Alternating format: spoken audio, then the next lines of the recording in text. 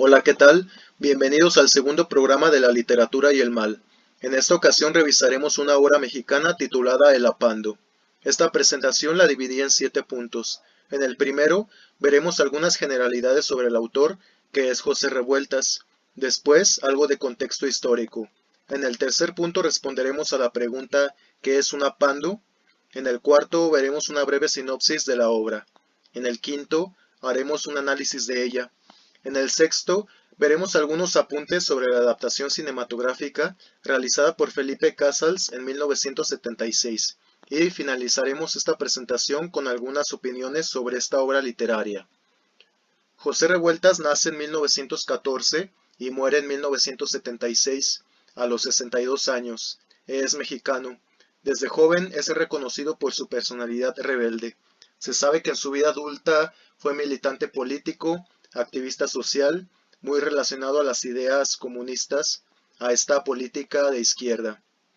Es escritor, cuentista, novelista, cronista, escribe obras de teatro, escribe ensayo, es poeta, realiza guiones cinematográficos y también escribe notas periodísticas de nota roja, que para los que no sepan qué es la nota roja, son noticias sobre asesinatos, suicidios o accidentes en los cuales se muestra de manera explícita, gráfica y textualmente los cuerpos de las víctimas, sus cadáveres, los cuerpos mutilados, ensangrentados, etc.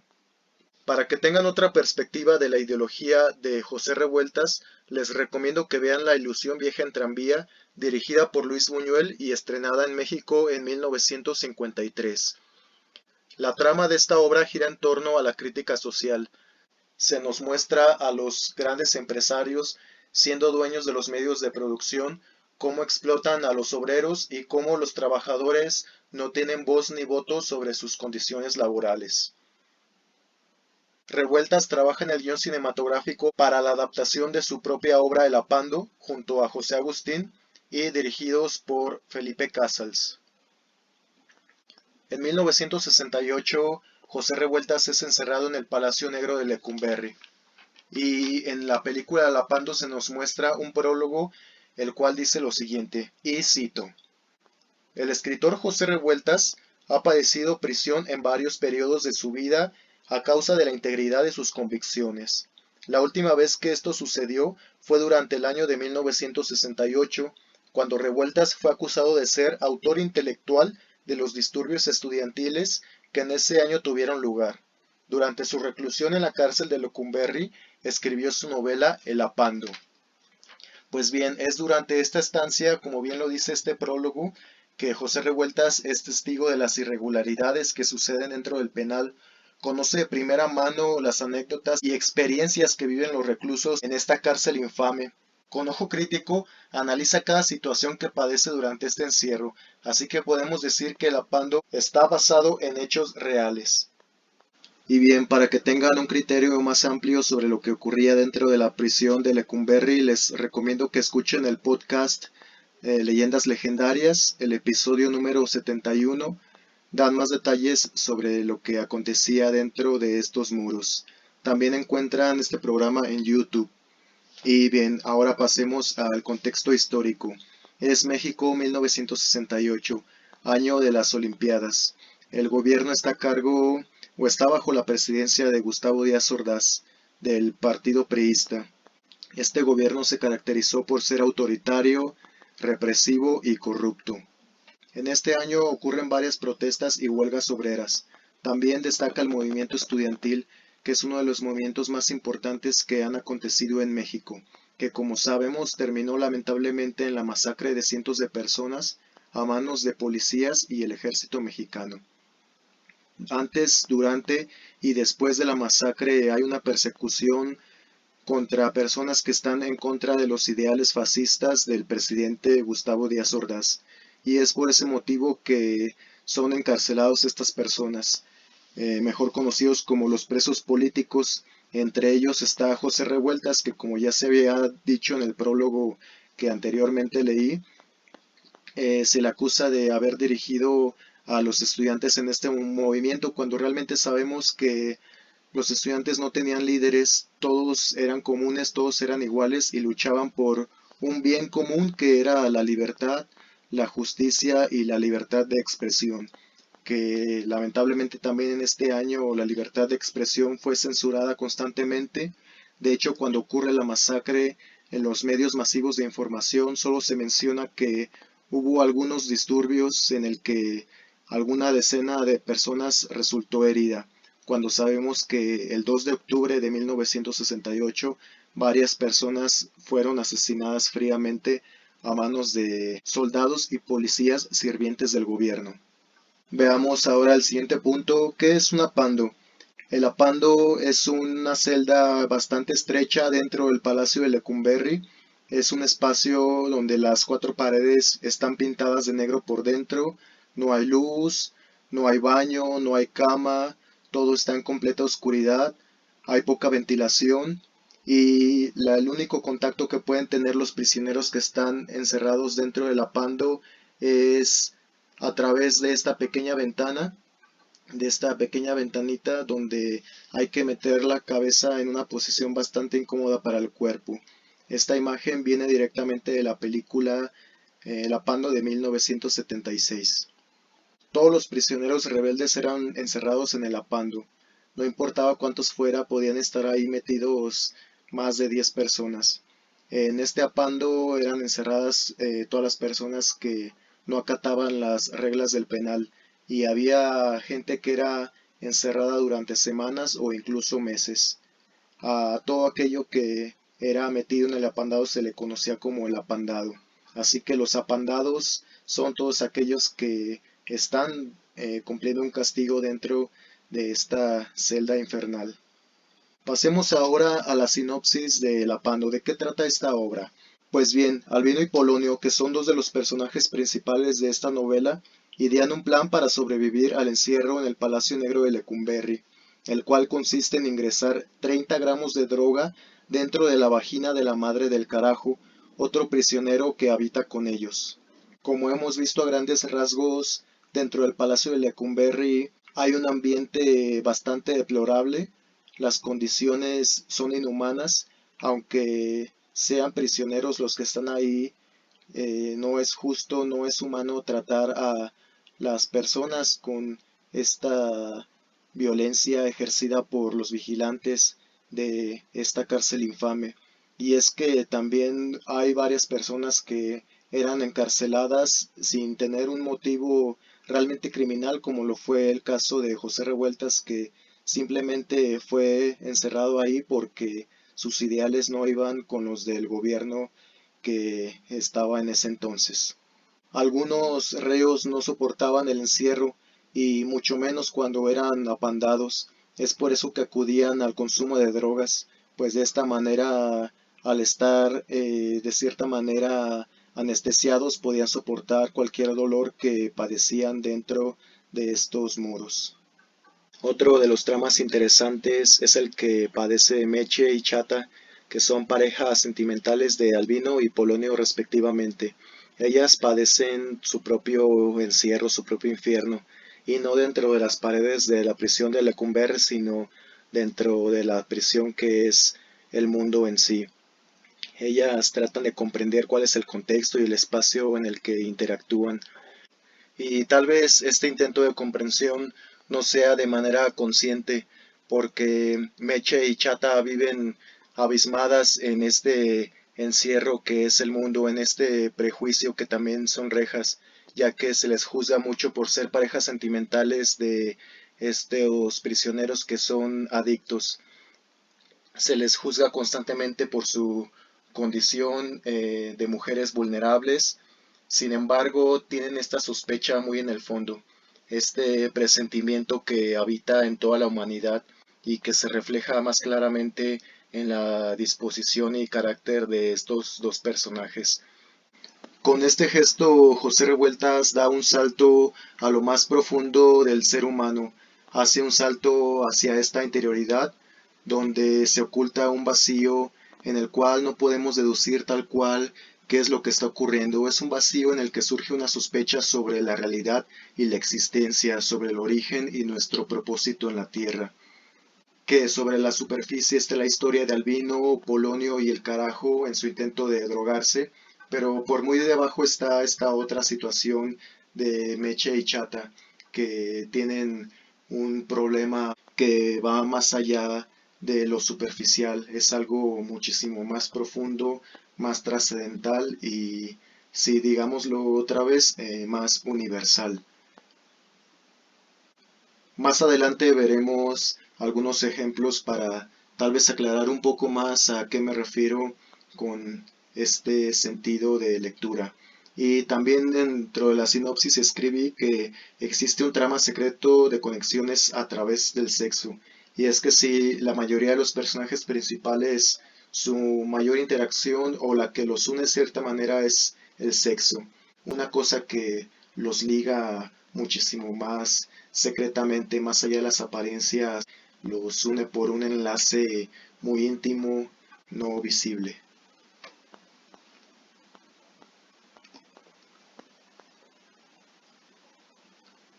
En esta imagen de la película podemos ver a Albino y Polonio. Ellos padecen también un dolor que tiene que ver con el machismo en México. Y es que para que sus novias puedan entrar a verlos necesitan pasar por una revisión en la cual inspeccionan minuciosamente las vaginas de ellas, que son chicas jóvenes. También por eso es que deciden usar a la madre del carajo, porque es una madre ya, es una mujer anciana que no es revisada o no pasa por este filtro de revisión sexual. Y bien, para los siguientes ejemplos voy a usar la edición ERA, la 29ª reimpresión de El Apando. Y bien, demos comienzo a lo que es parte de la obra. Y cito: ellas no llegarían juntas, sino a distancia, confundidas entre las visitas. Albino conjeturaba acerca de cuál sería la primera en aparecer, si la chata, la madre o Mercedes, Meche, con su bello cuerpo, con sus hombros, con sus piernas, alada, incitante. Pero como que la evocación de Meche en las circunstancias de este momento se distorsionaba a influjo de nuevos factores, inciertos y llenos de contradicciones, que añadían en el recuerdo una atmósfera distinta, un toque original y extraño. Meche vendría de pasar por una experiencia cuyos detalles ignoraba Albino, pero que desde que lo supo, una semana antes, cuando planeaban la forma de introducir la droga al penal y Polonio había pensado en servirse la madre del carajo, permanecía fija en su mente en una forma u otra, pero aludiendo en todo caso a imágenes físicas concretas. Es decir, que las ideas en Albino se están concretizando y también las ideas son una cárcel de su propia conciencia. Sus propios pensamientos no lo dejan ser feliz, no lo dejan ser libre por esta angustia de saber que su novia es ultrajada. Y bien puede que sea esta parte o también que su mismo ego, su mismo machismo sea ultrajado. Pues en la película se deja muy explícito en una frase que dice Albino, y cito: como si otro se la cogiera. Cierro cita. Y pues bien, es esa personalidad del macho herida que no lo deja vivir en paz. A continuación veamos esta parte del texto en la que hago referencia a que Revueltas da esta exploración hacia la intimidad de los gestos humanos, de sus personalidades, sus preocupaciones, de todo ello que habita en el subconsciente y que a veces no lo reflexionamos fría o conscientemente, pero esa preocupación siempre queda ahí como un eco enmudecido, que tiene el potencial de decir muchas cosas, de ver distintas perspectivas, pero queda encerrado por esta prisión, este apando de carne que es el cuerpo humano. Lo que voy a leer a continuación es una reflexión que hace Meche, o una reflexión que hace el mismo Revuelta sobre la condición de Meche, y aquí se relacionan los acontecimientos que he mencionado antes, esta este filtro en el que las mujeres son tocadas por una celadora, en esta tensión sexual con su propia pareja y tensión con la vida misma y la existencia. Veamos qué dice a continuación. Meche no podía formular de un modo coherente y lógico, ni con palabras ni con pensamientos lo que le pasaba. El género de este acontecer enrarecido y el lenguaje nuevo, secreto y de peculiaridades únicas, privativas, de que se servían las cosas para expresarse, aunque más bien no eran las cosas en general ni en su conjunto, sino cada una de ellas por separado, cada cosa aparte, específica, con sus palabras, su emoción y la red subterránea de comunicaciones y significaciones que al margen del tiempo y del espacio las ligaba unas con otras, por más distantes que estuviesen entre sí, y las convertía en símbolos y claves imposibles de ser comprendidas por nadie que no perteneciera, y en la forma más concreta, a la conjura biográfica en que las cosas mismas se autoconstituían en su propio y hermético disfraz. Arqueología de las pasiones, los sentimientos y el pecado, donde las armas, las herramientas, los órganos abstractos del deseo, la tendencia de cada hecho imperfecto a buscar su consanguinidad y su realización, por más incestuoso que parezca, en su propio gemelo, se aproximan a su objeto a través de una larga, insistente e incansable aventura de superposiciones, que son cada vez la imagen más semejante a eso de que la forma es un anhelo, pero que nunca logra consumar, y quedan como subyacencias sin nombre de una cercanía siempre incompleta, de inquietos y apremiantes signos que aguardan, febriles, el instante en que puedan encontrarse con esa otra parte de su intención, al contacto de cuya sola presencia se descifren. Pasemos ahora a un breve análisis de la obra. La novela está escrita en prosa continua, no tiene pausas, es un solo párrafo, no tiene punto y aparte. Esta estructura de la novela en la que no hay un espacio en blanco, en la que todas las oraciones están encadenadas una tras otra, da esta ilusión de que la misma novela es un apando. Nosotros como lectores al ingresar a la novela, al empezar a leer, ya somos apandados. No podemos salir de ese cuartucho hasta que terminemos la novela. Es básicamente estar prisioneros rodeado de estas palabras que nos propone y que imagina José Revueltas. Hay en la novela también saltos narrativos de temporalidad, lo que puede confundir a algunos lectores, y es que hay veces que se nos cuenta esta situación en la que están los tres hombres apandados, mientras se intercala con el suceso anterior que es el planeo para que se introduzca la droga en la vagina de la madre del carajo. Así que en la novela primero se nos muestra que están apandados cuando este es un acontecimiento posterior al plan. Y durante la narración vamos viendo acontecimientos del pasado. Lo mismo pasa en la película. Primero vemos a los hombres apandados y después vemos el plan anterior a este suceso de encarcelamiento dentro de la misma cárcel. También hay una lectura desde lo grotesco, donde los personajes se confunden con sus pasiones y toma mayor importancia la corporalidad y cómo se representa esta misma en el entorno, cómo se fusiona con el espacio. Y veamos algunos ejemplos de esta lectura grotesca que propongo. Tenemos a esta similitud de la cabeza de Juan Bautista, si recordamos este pasaje de la Biblia donde este personaje es decapitado y es entregada su cabeza en una bandeja de plata. Asimismo, la cabeza de Albino se asoma por la ventanilla, como vimos en una de las imágenes que se mostró anteriormente en el transcurso de este video. Cabeza de Juan Bautista sobre la bandeja equivale lo mismo al vino sobre esta bandeja que sería la ventanilla del apando. Aspectos que se relacionan también con la cabeza de Dios o el ojo que todo lo ve. Esta es una similitud del ojo furioso de Dios que desde lo alto maldice su creación. Y hay una frase que menciona a Polonio mientras observa el transcurrir de la vida cotidiana en la prisión. Mira a los policías fijamente y les dice, esos putos monos hijos de su pinche madre. Lo grotesco tiene que ver también con lo abyecto o viceversa. Y una de las figuras abyectas que mejor se nos presentan aquí en el apando es la figura de el carajo. Y demos una lectura a su descripción. Por eso lo apodaban el carajo, ya que valía un reverendo carajo para todo. No servía para un carajo, con su ojo tuerto, la pierna tullida y los temblores con que se arrastraba de aquí para allá, sin dignidad.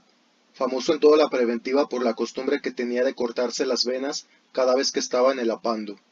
Los antebrazos cubiertos de cicatrices escalonadas, una tras de otra igual que en el diapasón de una guitarra, como si estuviera desesperado en absoluto, pero no, pues nunca se mataba, abandonado hasta lo último, hundido, siempre en el límite, sin importarle nada de su persona, de ese cuerpo que parecía no pertenecerle, pero del que disfrutaba se resguardaba, se escondía, apropiándoselo, encarnizadamente, con el más apremiante y ansioso de los fervores, cuando lograba poseerlo, meterse en él, acostarse en su abismo, al fondo, inundado de una felicidad viscosa y tibia, meterse dentro de su propia caja corporal, con la droga como un ángel blanco y sin rostro, que lo conduciría de la mano a través de los ríos de sangre, igual que si recorriera un largo palacio sin habitaciones y sin ecos. Pues aquí vemos esta descripción del carajo, cómo es envolverse dentro de su propia piel. No se siente dueño de su propio cuerpo, sin embargo se refugia en él, le gusta herir su propio cuerpo porque siente que es algo ajeno a su verdadero ser. Y aquí también aparece este tipo de filosofía de que lo más bajo puede ser lo más alto. Tal vez aquí José Revueltas nos está dando un guiño sobre buscar también esta interioridad, no solamente en la elevación espiritual, sino también en la degradación corporal, en la degradación del cuerpo que, según las ideas platónicas, es la prisión del alma, como si el alma estuviera apandada. Otro ejemplo de lo grotesco reflejado en la corporalidad es la madre del carajo, que funciona como madre y cárcel, pues se ha dicho que aún no ha terminado de parir al carajo.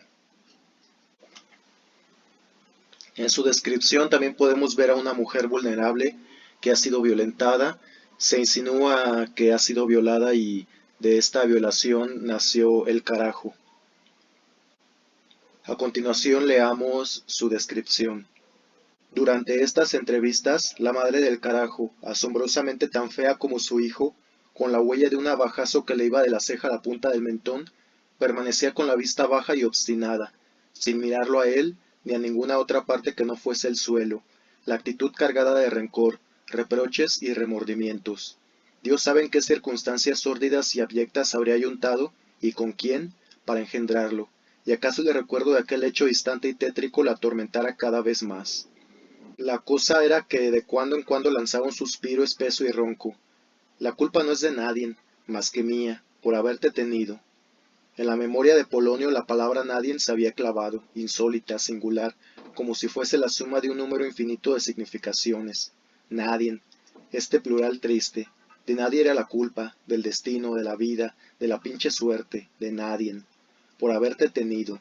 La rabia de tener ahora aquí al carajo encerrado junto a ellos en la misma celda, junto a Polonio y Albino, y el deseo agudo imperioso, suplicante de que se muriera y dejara por fin de rodar en el mundo con ese cuerpo envilecido. La madre también lo deseaba con igual fuerza, con la misma ansiedad se veía. Muérete, muérete, muérete. Además de esta trama sexual que une a los personajes, como había mencionado antes, también los une esta desesperación por ver el cuerpo herido del otro, por ver al otro en su miseria. Los personajes se causan asco los unos a los otros, tal vez porque ven en ellos mismos su reflejo, tal vez porque ven en ellos su futuro, ven un pasado o ven el mismísimo reflejo del presente. Todos los seres se mezclan, todos son parte de uno, todos habitan en el mismo encierro. Han sido tan reprimidos por el sistema judicial que su personalidad se ha desvanecido completamente. Y pasamos a otro punto de lo grotesco en la novela de Lapando, que es el tatuaje de Albino o la danza de la creación. En este fragmento se nos muestra cómo Albino hace una danza, es un movimiento de vientre en el que simula que los personajes que tiene tatuados están teniendo coito. Es una danza hipnotizante Y aquí también cómo el cuerpo se extiende a no solamente a los espacios, sino a la creación que habita dentro del Palacio Negro de Lecumberri. Es también una metáfora bastante contradictoria y tal vez irónica porque la creación es símbolo de fertilidad, de nueva vida, y en cambio aquí esta creación se está dando en un paraíso más bien infernal como lo es esta cárcel. Y bien, por último, también me gustaría resaltar esta mirada de los espectadores una vez que el plan ha fallado y los tres apandados son sometidos por los policías y sus novias y la madre del carajo son golpeadas brutalmente también por los guardias. Y es cuando la mirada, como decía, de los espectadores termina transmutándose en moscas que se posan sobre el cadáver. Esta metamorfosis en animales que comen carroña. La lucha contra Meche, la chata y la vieja parecía no terminar nunca, con el aspecto de una acción incruenta, sin dolor y muy lejana. Ya semidesnudas, la ropa en jirones, encontraban siempre un punto, una saliente, un travesaño, una hendedura a la cual atorarse, mientras 3 o 4 monos por cada una hacían grotescos esfuerzos por arrastrarlas hacia la escalera. De la ronca voz, allá abajo, de la multitud, brotaba toda clase de las más divertidas exclamaciones, gritos, denuestos, carcajadas, ya de protesta o compasión, o de salvaje gozo que exigía mayor descaro, brutalidad y desvergüenza al espectáculo fabuloso y único de los senos, las nalgas, los vientres al aire.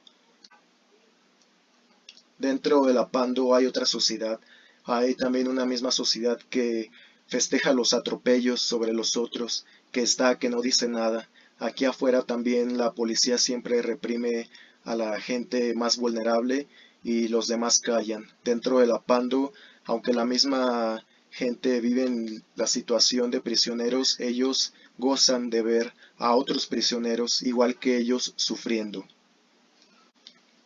Y es cuando damos paso ahora al estudio de la cosmovisión que se crea en el Apando. Muy brevemente, el Apando nos presenta a los policías como Mona y Mona, que viven encarcelados e igualmente jodidos dentro y fuera de la cárcel.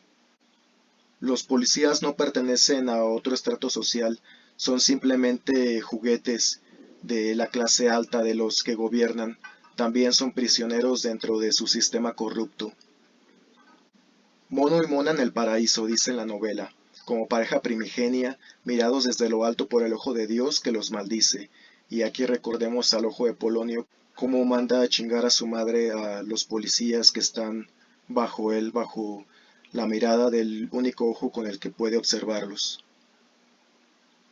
Dice el texto, monos aterrados y universales. Es el reflejo del hombre. Nosotros como humanidad no somos eso también. Y para ir concluyendo este análisis, hablemos sobre el infierno de la geometría. Como hemos visto, el plan de los tres falla y son sometidos a un castigo en el que varios policías los encierran en medio de 2 rejas y metidos ahí les introducen varios tubos dentro de las celdas para inmovilizarlos, para dejarlos completamente vulnerables y a merced del castigo de los policías. Y para describir este infierno geométrico, acudamos al texto, que dice, la cuestión era introducirlos, tubo por tubo, entre los barrotes de reja a reja de la jaula, y con la ayuda de los celadores que habían quedado en el patio de la crujía, mantenerlos firmes, con 2 o 3 hombres sujetos a cada extremo, a fin de ir levantando barreras sucesivas a lo largo y lo alto del rectángulo, en los más diversos e imprevistos planos y niveles, conforme a lo que exigieran las necesidades de la lucha contra las 2 bestias, y al mismo tiempo atentos a no entorpecer o anular la acción del comandante y los 3 monos, en un diabólico sucederse de mutilaciones del espacio, triángulos, trapecios, paralelas, segmentos oblicuos o perpendiculares, líneas y más líneas, rejas y más rejas, hasta impedir cualquier movimiento de los gladiadores y dejarlos crucificados sobre el esquema monstruoso de esta gigantesca derrota de la libertad a manos de la geometría. Las formas han ganado Las formas que han impuesto los poderosos han moldeado a los más indefensos, a los más vulnerables, y los dejan en estas posiciones grotescas en las que el cuerpo queda inmovilizado de una manera no natural. El cuerpo se contrae, se disloca, se distorsiona de esta manera tan grotescamente caricaturesca, trágica y dolorosa. Otro tema es la corrupción, que se ve más explícito en la película. En una escena vemos este cartel que dice: en esta cárcel nadie puede pedir ni dar gratificaciones. El personal comisionado es auxiliar del orden y su deber implica no recibir dádivas porque se afectaría su dignidad. México DF, mayo 1958. Lo firma la dirección. Pero pues es bien sabido que este universo, este microuniverso dentro de la cárcel de Lecumberri funciona a base de sobornos y de tratos corruptos entre autoridades y presos. Bien, ya para ir terminando, pasemos al punto 6, a la adaptación cinematográfica. De aquí quiero destacar la escena del policía entregando los billetes arrugados a su esposa, mientras él bebe cerveza sentado en un sillón mirando la televisión, en la cual se reproduce una película mexicana, y en dicha escena se muestra un discurso ingenuo que retrata un perfil fantástico y fuera de la realidad del mexicano.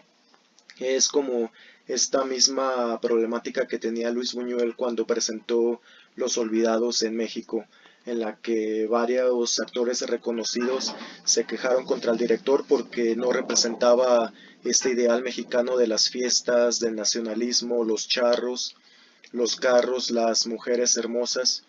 Y sin embargo, Luis Buñuel muestra esta cara de la realidad que es más, que entra más en la verosimilitud. Es lo mismo que pasa en esta escena de la Pando.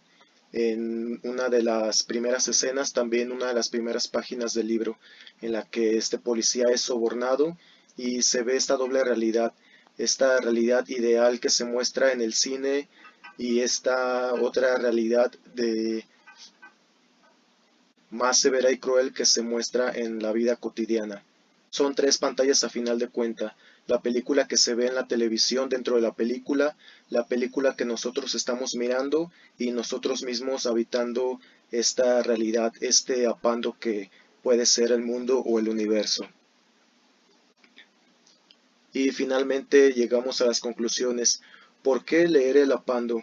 Yo considero muy oportuno leer el apando porque nos da otra visión de lo que fue México 1968, además de ver esta propaganda de las Olimpiadas, de estas noticias tan trágicas como lo fue la masacre de Tlatelolco. También podemos ver este otro sector de la sociedad que se encuentra dentro de las prisiones. Es muy oportuno tener al alcance esta obra para poder visualizar mejor este acontecimiento desde distintos puntos de vista, ya que el 68 fue un parteaguas en la cultura mexicana. Fue un antes y después de nuestras libertades y nuestra posibilidad de comunicación, de unión y de justicia, que como siempre son ideales que nunca hemos alcanzado. La siguiente pregunta de las conclusiones: ¿sigue operando la corrupción y la violencia policial en la actualidad? Pues vaya, esa pregunta se responde sola, claro que sí. En la actualidad seguimos siendo reprendidos, han pasado más de 50 años después del 68 y seguimos en las mismas condiciones o incluso peor. Y bueno, para la valoración de la obra le doy un 10 rotundo, realmente es una novela excelente, tanto la película como el libro son obras maestras, no sabría cuál de las dos elegir, así que son ampliamente recomendables estas obras, disfrútenla mucho y bueno, eso es todo por hoy. Nos vemos en la siguiente emisión de La literatura y el mal. Por favor, si les ha gustado esta presentación, denle like, compartan a sus amigos, a los que crean que les interesen estos temas, y también me harían un gran favor si pueden suscribirse a mi canal. Y pues eso es todo, nos vemos a la próxima, les deseo lo mejor hoy y siempre.